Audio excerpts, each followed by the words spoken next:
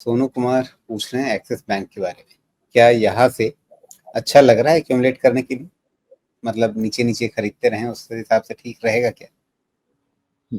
Mister Sonu Kumar, ये नहीं बता सकता मैं आपको कि अच्छा लग रहा है एक्यूमुलेट करना या नहीं। आपको समझना ये है कि एक्सिस बैंक में वैल्यू कब, कहाँ, कैसे इमर्ज होती है। एक्सिस बैंक का जिस बारी का रिजल्ट था, वो रिजल्ट मेरे हिसाब से बहुत ही अच्छा काम किया गया है कि आपने एसेट क्वालिटी को यहाँ से इम्प्रूव करेंगे। आरबीआई ने आपका गला पकड़ा, आपको ये बोला कि भाई तुम इन सबके लिए प्रोविज़न करो, कर दिया। By the way, remember NBFC में एक इम्पॉर्टेंट पॉइंट मैं बोलना भूल गया, उसको याद रखिएगा।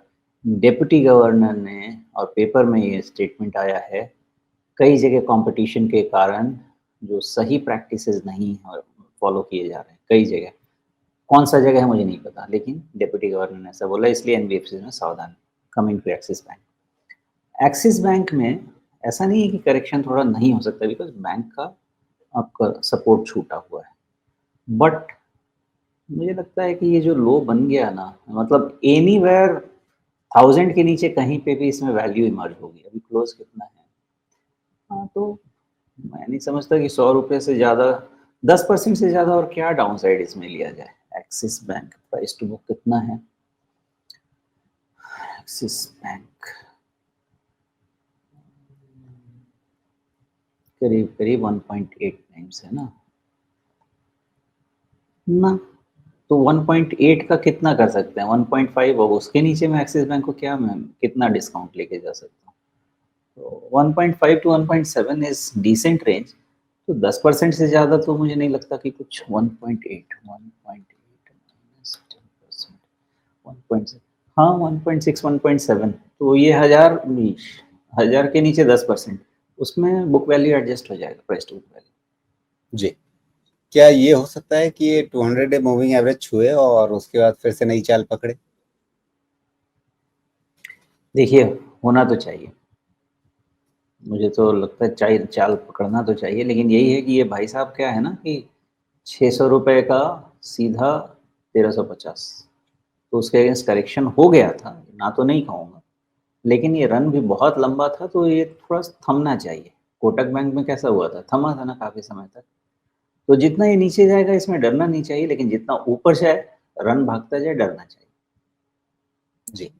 इसको एक और तरीके से देखें, ये जो लगभग 300 के आसपास से चाल बनी थी इसकी, उसका रिट्रेसमेंट देख रहा हूँ। बहुत बढ़िया तरीके से इसने 38.2% पे सपोर्ट लिया, 23.6% को पार किया, लेकिन पूरा रिट्रेस नहीं कर पाया और फिर एक करेक्शन वहाँ से शुरू हुई है।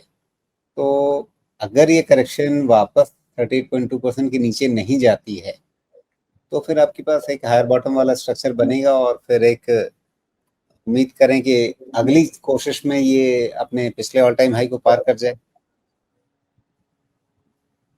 ये फाइनेंशियल तो नहीं होना चाहिए, मोस्टली समय लगेगा। समय लगेगा। जी। लेकिन मतलब वो दिशा या एक तरह का स्ट्रक्चर कुछ उसी तरह का बन सकता है क्या? कि स्ट्रक्चर देखिए, अभी बैंकिंग मेन है राजीव जी, की बैंकिंग इंडेक्स एक बार वापस आ जाए ना फ्लो में, तो इसको भी टेलविंड मिल जाएगा, लेकिन तब तक कहाँ जाके ये सेटल होगा नीचे, वो पहले समझना होगा। मान लीजिए नहीं, लेकिन जिस तरह का पैटर्न है यहाँ सेटल नहीं होना चाहिए, लगता है थोड़ा और डिप होना चाहिए बिफोर वैल्यू इमर्जेज। अब वो लेवल 1000 है कि 950 है, ओनली टाइम कैन टेल। देखिए, अगर 1000 हुआ तो आपके पास एक हायर बॉटम बन जाएगा, या इवन 950 तक भी लगभग लगभग थोड़ा सा हायर बॉटम जैसा रहेगा। अभी आपके पास 200 डे मूविंग एवरेज जो है वो कहाँ पर है? ये 960 के आसपास ही है। तो अभी आपका जो ताज़ा बॉटम बना है, ये बॉटम कहाँ बना है? ये बना है 933 पे। तो मैं वही तो पूछ रहा हूँ कि इस 933 के बॉटम के ऊपर कहीं भी एक हायर बॉटम बनाए और फिर एक वहाँ से नई चाल पकड़े। मैं इस संभावना की बात कर रहा 933 के बॉटम पे, हाँ हाँ, हूँ। जी। Possible possible.